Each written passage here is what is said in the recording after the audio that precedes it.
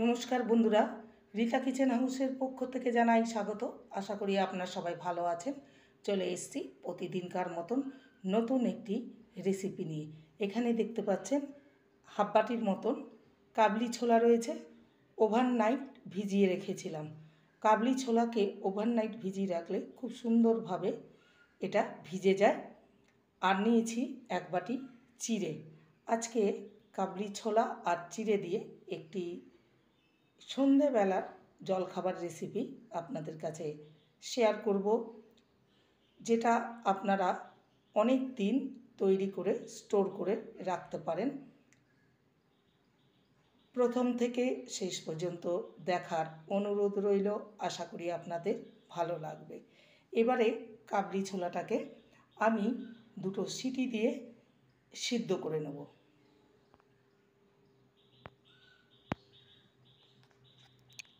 গ্যাসে pressure cooker চাপিয়ে দিয়েছি, জলটা ফুটে উঠেছে। এবার কাবলি ছোলাগুলো দিয়ে দেবো আর দিয়ে দেবো লবণ, যাতে করে ছোলার মধ্যে লবণটা ভালো মতো ঢুকে যায়। এবার প্রেসার কুকারের ঢাকনা দিয়ে আমি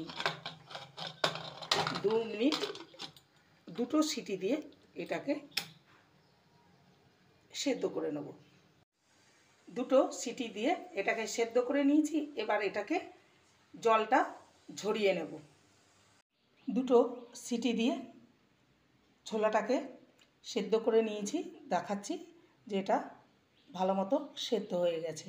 এবারে একটা পেপারের উপরে এটাকে মিলে দেব, যাতে করে এর গায়ে একদম জল না থাকে। এবারে কাবলি ছোলাগুলোকে আমি একটা পেপারের উপরে ভালো করে মিলে নিয়েছি, যাতে করে যে এক্সট্রা জলটা আছে সোপ করে যায় পেপারে। ভালো করে মুছে নিতে হবে।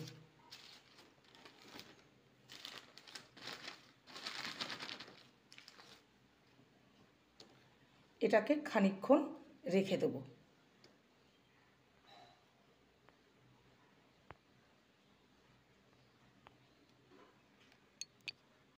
কাবলি ছোলাগুলোকে পেপারে আধ ঘন্টার মতন রেখে দিয়েছিলাম। এবার এগুলোকে তুলে নেব। দেখতেই পাচ্ছেন একদম জল নেই, পুরো শুকনো করে নিয়েছি। এবার চলে যাব নেক্সট স্টেপের দিকে। গ্যাসে কড়াই চাপিয়ে দিয়েছি আর রিফাইন অয়েল দিয়ে দিয়েছি পরিমাণ মতন। তেলটাকে ভালো মতন গরম করে নিয়েছি। এবার লো টু মিডিয়ামে রেখে ছোলাগুলোকে ভেজে নেব।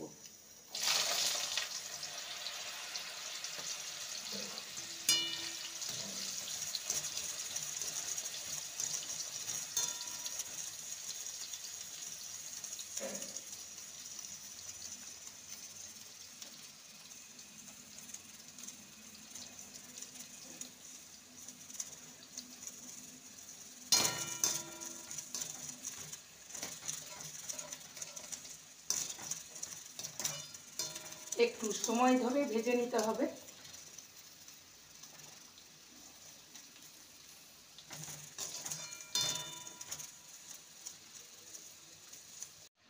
প্রায় মিনিট 3-4 ধরে কাবলি ছোলাগুলোকে ভেজে নিয়েছি। এবারে এগুলোকে আমি তুলে নেব। এগুলো ভাজা হয়ে গেছে, দেখতেই পাচ্ছেন। ভালো করে তেলটাকে ঝরিয়ে নেব। একটি পেপারের মধ্যে এগুলোকে রেখে দেব।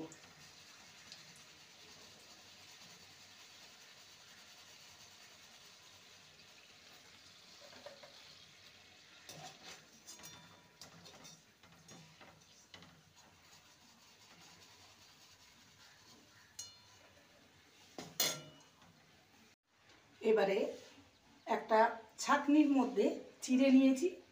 চিড়েটাকে আগের থেকে ভালো করে ঝেড়ে নিয়েছি, কেন কি চিড়ের মধ্যে গুঁড়ো গুঁড়ো ডাস্ট থাকে, সেটাকে ভালো করে ঝেড়ে নিয়েছি। এই চিড়ের মধ্যে, ছাঁকনির মধ্যে চিড়ে দিয়ে আমি চিড়েটাকে ভেজে নেব, তাহলে চিড়েটা তুলতে সুবিধা হবে।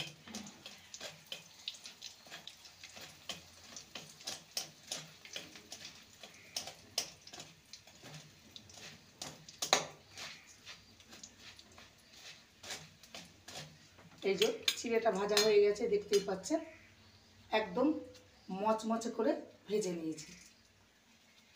এবার ভালো করে তেল ঝরিয়ে চিড়েটাকে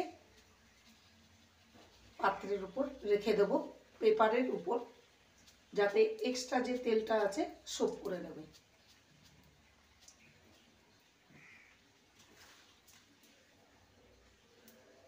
আবারও চিড়েটাকে ভেজে নেব।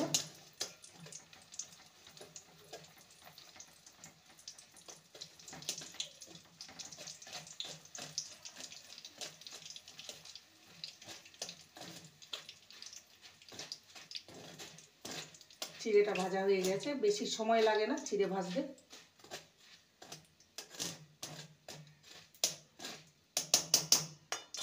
এবার এটা এক্সট্রা তেলটাকে ছাড়িয়ে নেব। দেখতেই পাচ্ছেন কত সুন্দরভাবে ভাজা হয়ে গেছে। অল্প কাজু কিশমিশ ভেজে নেব।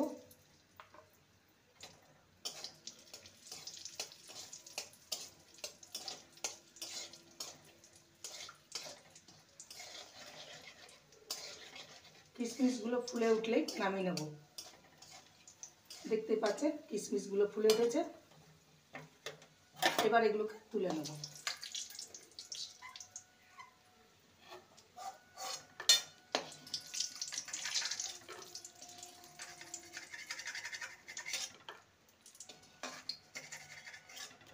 এবারে কারি পাতা ভেজে নেব।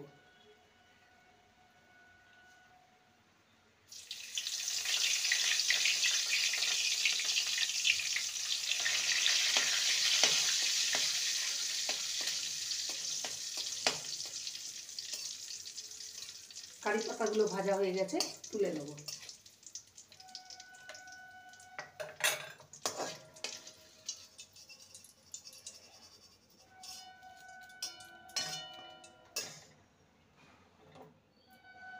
এবারে একটা বড় জায়গায় সমস্ত কিছু নিয়ে নেব।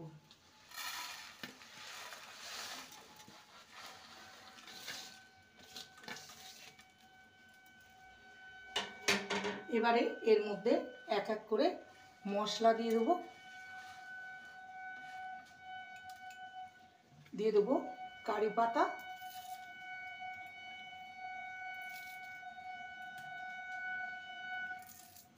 ভেজে রাখা কারি পাতা। এবারে দিয়ে দেবো ভেজে রাখা কাজু আর কিশমিশ। দিয়ে দেবো চাট মশলা, আমচুর পাউডার পরিমাণ মতো, গোলমরিচ গুঁড়ো সামান্য, যেহেতু লঙ্কার গুঁড়ো দেব, ঝালটা আপনারা আপনাদের পছন্দ মতো দেবেন। দিয়ে দেবো সামান্য লঙ্কার গুঁড়ো,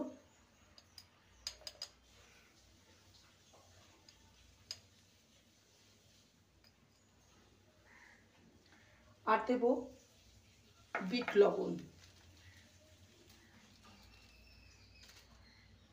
দিয়ে দেবো বিট লবণ। এর আগে মাঝখানে একবার দিয়েছিলাম। এবার সমস্ত কিছু ভালো করে মেখে নেব।